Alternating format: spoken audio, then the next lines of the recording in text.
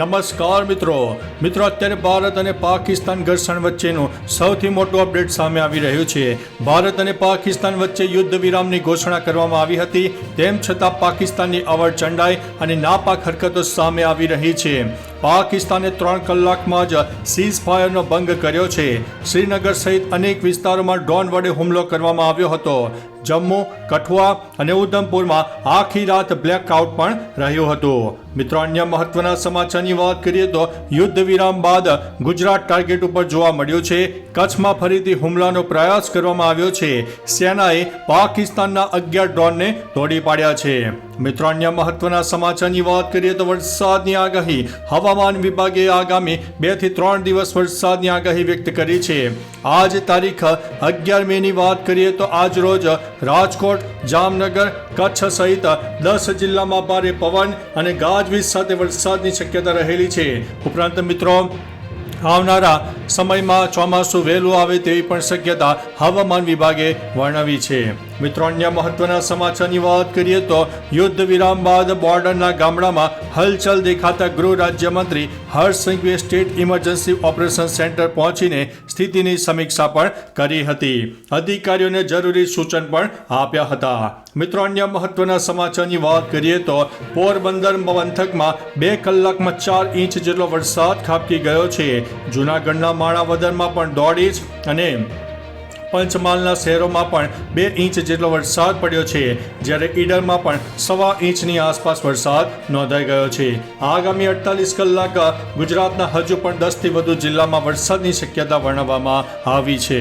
મિત્રો, અન્ય મહત્વના સમાચારની વાત કરીએ તો વડોદરામાં જોય ટ્રેનની અડફેટે 4 વર્ષની બાળકીનું મૃત્યુ થયું છે। કમાટીબાગમાં ફરવા માટે આવેલા જંબુસરના પરિવારની બાળકી જોય ટ્રેનની અડફેટે આવી ગઈ હતી અને તે મૃત્યુ પામી છે।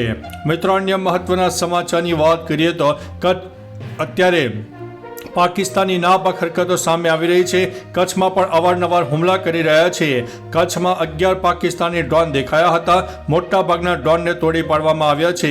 દ્વારકા, જામનગર, ભુજ, બનાસકાંઠા અને કચ્છના સરહદી વિસ્તારોમાં બ્લેકઆઉટ પણ જોવા મળ્યું હતું। મિત્રો, અન્ય મહત્વના સમાચારની વાત કરીએ તો પાકિસ્તાન હવે સુધરવાનું નથી, તેને પાઠ ભણાવવો જરૂરી છે।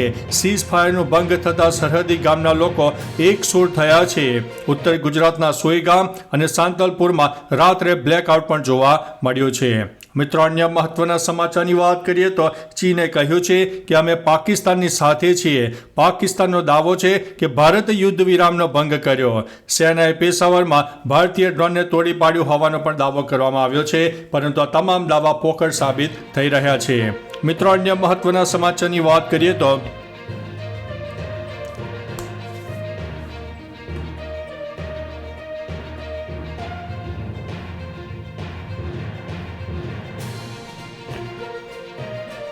અન્ય મહત્વના સમાચારની વાત કરીએ તો યુદ્ધ વિરામ બાદ ગુજરાત ટાર્ગેટ ઉપર જોવા મળ્યું છે। ફરીથી હુમલાનો પ્રયાસ કરવામાં આવ્યો છે।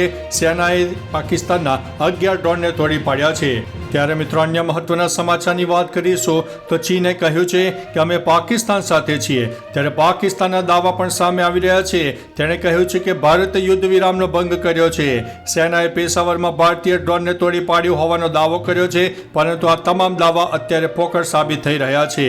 મિત્રો, અન્ય મહત્વના સમાચારની વાત કરીએ તો પઠાણકોટમાં બ્લાસ્ટના અવાજો સંભળાયા હતા। યુદ્ધ વિરામ છતાં 8 જિલ્લામાં બ્લેકઆઉટ જોવા મળ્યું છે।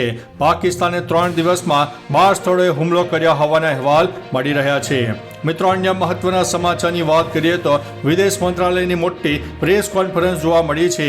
પાકિસ્તાને 3 કલાકમાં જ સીઝ ફાયરનું ઉલ્લંઘન કર્યું છે। જડબાતોડ જવાબ આપવા માટે પાકિસ્તાન સેનાને આદેશ કરવામાં આવ્યો છે, તે વિદેશ મંત્રાલયે જણાવ્યું છે। ત્યારે મિત્રો, અન્ય મહત્વના સમાચારની વાત કરીએ તો આ વખતે ચોમાસા માટે અગત્યના સમાચાર સામે આવી રહ્યા છે। કેરળમાં દક્ષિણ પશ્ચિમ ચોમાસાનું 5 દિવસ વહેલા 27 મેની આસપાસ આગમન થાય તેવી શક્યતા વર્ણવવામાં આવી છે। મિત્રો, અન્ય મહત્વના સમાચારની વાત કરીએ તો કચ્છમાં અત્યારે એક ભયજનક માહોલ સર્જાયો છે, કારણ કે પાકિસ્તાન અવારનવાર ડ્રોન વડે હુમલા કરી રહ્યો છે. ત્યારે પશ્ચિમ કચ્છમાં હાઈ એલર્ટ વચ્ચે પોલીસનું સઘન વાહન ચેકિંગ પણ સામે આવી રહ્યું છે.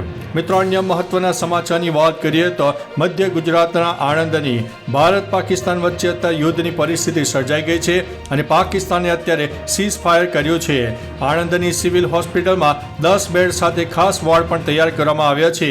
ત્યારે ગુજરાતની અનેક હોસ્પિટલોને સૂચના આપવામાં આવી છે અને ખાસ અને સ્પેશિયલ વોર્ડ તૈયાર કરવામાં આવી રહ્યા છે. તો ચાલો મિત્રો, ફરીથી દેશ અને દુનિયાના સુપરફાસ્ટ સમાચાર લઈને મળતા રહીશું. ત્યાં સુધી અમને રજા આપશો. નમસ્તે.